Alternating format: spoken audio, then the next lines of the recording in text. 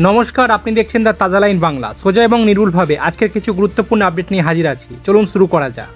মগরাহাট পশ্চিমের 11টা বুথ আর ডায়মন্ড হারবারের 4টে বুথে আবারও পুনর্নির্বাচনের সিদ্ধান্ত নিয়েছে জাতীয় নির্বাচন কমিশন। জানা যাচ্ছে আগামীকালই ওই বুথগুলোতে নতুন করে ভোট হবে। অন্যদিকে ফলতা বিধানসভার কিছু বুথে আবারও ভোট হতে পারে বলে শোনা যাচ্ছে। তবে সেখানে কতগুলো বুথে ভোট হবে এখনো চূড়ান্ত সিদ্ধান্ত হয়নি। নির্বাচন কমিশন খুবই শীঘ্রই বিস্তারিত জানাবে বলে জানানো হচ্ছে। পরবর্তী আপডেট, এক্সিট পোল এবং বাংলার রাজনৈতিক পরিস্থিতি নিয়ে বড় মন্তব্য করেছেন রাজ্যের বিরোধী দলনেতা শুভেন্দু অধিকারী। তিনি বলেছেন তার কোনো বুথ ফেরত সমীক্ষা দেখার দরকার নেই, কারণ তিনি নিশ্চিত বিজেপি এবার ক্ষমতায় আসছে। তার মতে 2011 সালের তুলনায় এবার মানুষের মধ্যে পরিবর্তনের ইচ্ছা অনেক বেশি তীব্র। তিনি আরও দাবি করেছেন হিন্দু ভোটাররা একজোট হয়ে ভোট দিয়েছে এবং মুসলিম ভোটের একটি অংশ প্রায় 8% বিজেপির দিকে গেছে।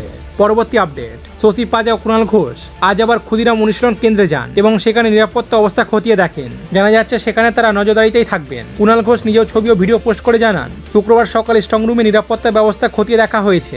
নির্বাচন কমিশনের গত বৃহস্পতিবারের অনিয়ম সংক্রান্ত অভিযোগের পর মমতা বন্দ্যোপাধ্যায়ের নির্দেশে তৃণমূল প্রার্থী ও কর্মীরা সেখানে উপস্থিত হয়েছেন। তার দাবি বিরোধীদের কোনো ষড়যন্ত্রকে কোনোভাবে বরদাস্ত করা হবে না। পরবর্তী আপডেট, মধ্যপ্রদেশের জম্বলপুরে বর্গি বাঁধে পর্যটক ক্রুজ ডুবে যাওয়ার ঘটনায় গভীর শোকের ছায়া নেমেছে। এই মর্মান্তিক দুর্ঘটনায় এখনো পর্যন্ত মৃত্যু সংখ্যা বেড়ে 7 জন দাঁড়িয়েছে। জানা গেছে ক্রুজটিতে মোট 31 জন যাত্রী ছিলেন। তাদের মধ্যে 15 জনকে জীবিত উদ্ধার করা সম্ভব হয়েছে। বাকি কয়েকজন এখনো নিখোঁজ। তাদের খোঁজে চলছে জোরদার উদ্ধার অভিযান। স্থানীয় প্রশাসন ও উদ্ধারকারী দল দ্রুত পরিস্থিতি নিয়ন্ত্রণে আনার চেষ্টা করেছে এবং পুরো এলাকা জুড়ে চলছে তল্লাশির কাজ। পরবর্তী আপডেট, ভোটের আবহে শৌকত্য মাস্টার গানটা এখন বেশ চর্চায় উঠে এসেছে। গানটির মাস্টার নিয়ে শুরু হয়েছে আলোচনা। এই প্রসঙ্গে কাইজার আহমেদ জানান, সেই সময় আইএসএফের অস্তিত্বই ছিল না। তার দাবি শৌকত আগে থেকে মাস্টারি করতে বলে তিনি তাকে মাস্টার বলতেন। তিনি আরও বলেন, পরপর 2 থেকে 3 বার মাত্রার জল ঢুকে জমি নষ্ট হয়ে যাওয়ায় শৌকত আর্থিকভাবে দুর্বল হয়ে পড়ে। সংসার চালাতে গিয়ে বাধ্য হয়ে অন্যের ভেরি থেকে মাছ চুরি করে ক্যানিং বাজারে বিক্রি করতে বলে তিনি দাবি করেন। তবে কাইজার আহমেদের কথায় এটা সম্পূর্ণ ব্যক্তিগত বিষয় এবং এ ধরনের আক্রমণ তার রুচিতে পড়ে না। পরবর্তী আপডেট, বাংলা পক্ষের প্রতিষ্ঠাতা গর্গ চট্টোপাধ্যায়কে কেন্দ্র করে একটি ভিডিও নিয়ে ব্যাপক শোরগোল তৈরি হয়েছে। ভিডিওতে দেখা যাচ্ছে কিছু মানুষ তাকে চোর বলে স্লোগান দিতে দিতে তাড়া করছে। পরিস্থিতি নিয়ন্ত্রণের জন্য শেষ পর্যন্ত তাকে সেনার সহায়তা নিতে হয় বলে জানা যাচ্ছে। আপনারাই দেখুন সেই মুহূর্তে কি ঘটেছিল।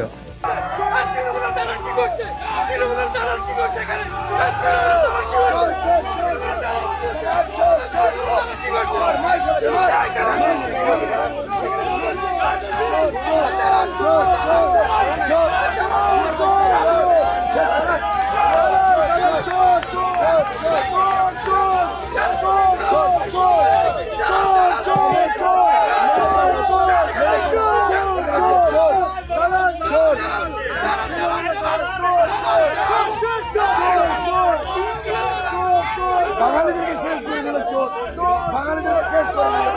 এরকম চোর আছে, বাঙালিদেরকে শেষ করে দিল।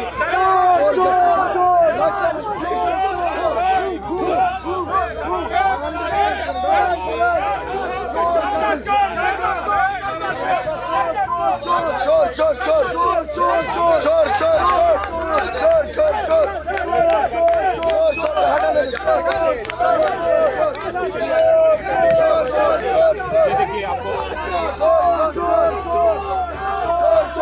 पुलिस हटा रही है। आप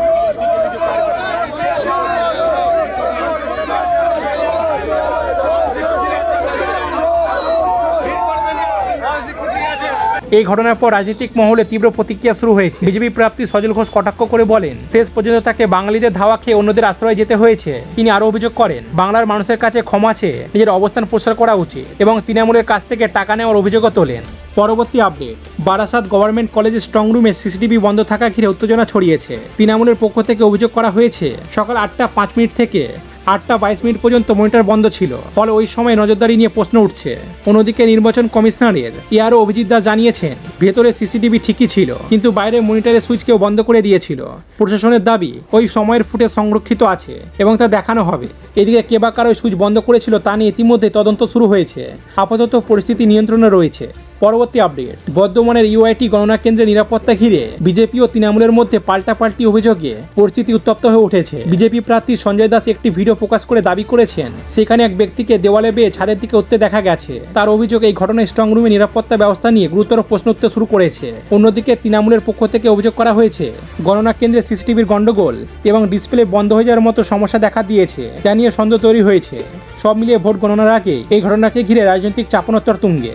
এই বিষয়টি নির্বাচন কমিশনারের নজরদারিতেও রয়েছে। পরবর্তী আপডেট, কাইল জেমিসনের এক ইয়র্কারে বোল্ড হয়ে যান 15 বছর ব্যাটার বৈভব সূর্যবংশী। উইকেট নেওয়ার পর জেমিসনের অতিরিক্ত অ্যাগ্রেসিভ উদযাপন নিয়ে ক্রিকেট মহলে শুরু হয়েছে বিতর্ক।